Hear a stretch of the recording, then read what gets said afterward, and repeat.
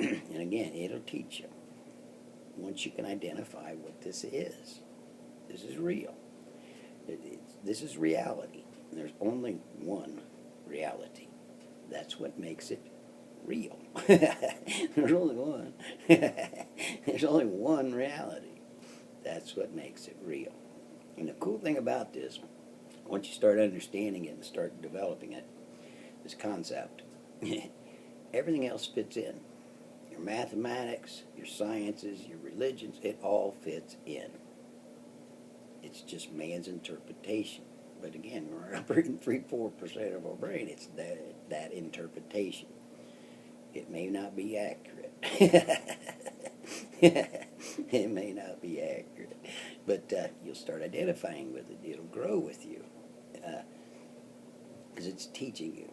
The cool thing about it is it's so cool. Once you start understanding this, you'll get an idea in your mind. You'll develop a conception, the concept, and you get a little rush. Actually, you'll get a rush, and you go, "Wow, that's really cool."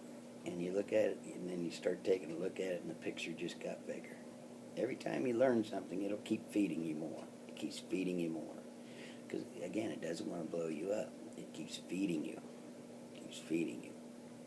And it just keeps growing and growing. And it just keeps getting bigger. It is really cool. The more you catch up, the bigger it gets. Like I said, 3-4%, we're not even close to using that much. I mean, this thing has got so much power in it, but we just don't understand it.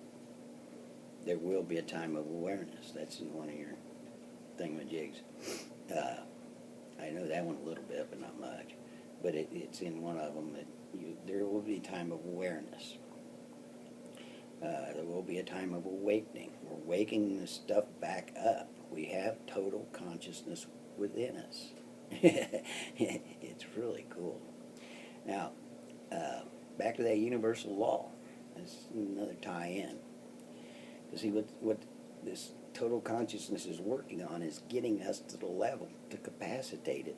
Because if you had total consciousness flowing freely through you, without this outside interference stuff, you get rid of that, you have total consciousness flowing from within. Total and optimum are synonyms. Back to that universal law. When that individual element is using their particular at its optimum, that element is fulfilling its purpose in being. That's why it's here. That's why it is here. If you have total consciousness flowing freely through you, without this outside in junk, you will be operating at your optimum. You will be fulfilling your purpose in being. This is reality. And again, there's only one reality. But you can see the inside out being the important factor in this. And that is provable. That's practicality. This is the belief part. We have this within us. And it's flowing through you. And another thing that will identify, when you start eliminating this junk you've been taught, you start getting rid of those negatives, start developing these objectives, getting this thing operating the way it was built to operate, you start eliminating the stuff you've been taught, and you realize that consciousness does flow from within. And eventually you ask yourself this question. Well, if consciousness flows from within, and this junk I've been taught is junk, and consciousness flows from within, where does this consciousness come from? Yeah. And when you ask yourself that question, you have just stepped into the big arena, which is this huge concept. That first was big. I mean, it's super big, but this is just, wow, astronomical. And it just keeps growing. It's really, really cool. But you ask that question, where does it come from? And this is what I'm identifying. This is where it is coming from. It's coming from within because we've got it. We just got to get it up here. We got to get the understanding, the reasoning behind it. belief through practicality, the reasoning. And this is it. This is it. This is the putting of the two together. Well, I don't know, 15 years ago or something, I had developed that first presentation. I was getting ready to spit it out and all this stuff, and this book came to me. It was really abstract how it got there, too. It came to me, and I looked at it, and wow, I got to put these two together. They just line right up. They line right up. I got to put it together. So I had to study that 10, 15 years or so, get it in a pure what the heck that was, that idea, the big concept, and I had to tie it together. And this is the end product of that. I'm tying them together. It's the inside out going into the understanding of all existence. We have total consciousness within us, and again, everything else does have this total consciousness in it. Every atom, every cell, every particle involved with this physical world has that non-physical consciousness within it. But we're the only ones that can be aware of it because we have this intellect. Our particular gives us that ability to put this together up here in these head things, in this mind thing. But what I'm doing there, and there's another step that's coming up. And the step that's coming up is this book. It's this book.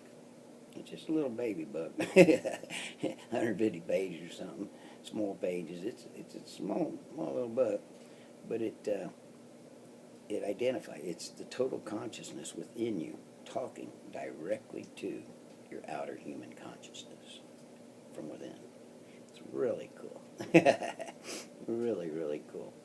It's called The Impersonal Life by Joseph S. Benner. Now, the reason it's called the impersonal life is because that's what you're doing. You're eliminating this personal consciousness that you were taught. Again, by the 3-4%ers. You're eliminating that as you're getting rid of your negatives and such and identifying with the inside out versus outside in. You're eliminating that. So you're getting rid of it. You're getting rid of this stuff you've been taught. And you realize that consciousness flows from within, and this consciousness is talking direct. That's why it's the impersonal life. You're getting rid of personal consciousness. It's an impersonal consciousness that's flowing from within. Right? But it's called the impersonal life. Basically what's going on is these two little baby presentations are a prelude to that book. You can go into that book and understand it, because it is the total consciousness. Again, it's referred to in that book as God, but you can put Buddha, Allah, Jehovah, the Force, if you're in the Star Wars. You can put anything you want in there. It's the total consciousness that is within everything. It's within us. Teaching, talking directly to you. Really, really cool. But I'm going to be narrating that book as I go in relationship to these two presentations and tying it in. Again, this is a prelude to that. But it's really, really cool. And it is reality. And again, there's only one. And this is reality. It goes with practicality. Reasoning. It makes sense. I'm very logical. I wouldn't be doing this if I didn't suspect it to be exact. But it's a very workable thing. And again, this book will go into a little bit deeper. We'll go and it'll be narrated in relationship to this. And that's about all I got to say about that.